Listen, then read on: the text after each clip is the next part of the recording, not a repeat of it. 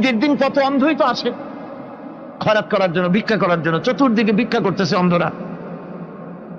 এক অন্ধ ঈদের গেটের কাছে দাঁড়ায় বলতেছে, ভাইরা আজ হচ্ছে ঈদের দিন আর আমি কিছু দেখতে পাচ্ছি না। এ বেশি পয়সা পাইল, মানুষের দিন তার প্রতি আকৃষ্ট হয়ে গেছে। আরে কি কথা, আজ ঈদের দিন, সকলে আনন্দ করছে আর আমি কিছুই দেখতে পাচ্ছি না। সে কিন্তু কিছু চায় নাই। ভাষার ভিতরে, কথা বলার ভিতরে এ ধরনের টেকনিক আছে।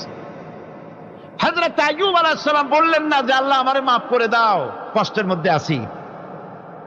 তিনি শুধু বলেছেন, রব্বুল আলামিন আমি অসুস্থ হয়ে পড়েছি, আমার অসুখ করেছে, আর তোমার নাম রহমান রহিম। এতটুকু কথা বলেছেন। আল্লাহ রাব্বুল আলামিনের দরজায়, তার দরবারে আইয়ুব আলাইহিস সালামের ডাক চলে গেছে। যায় নাই?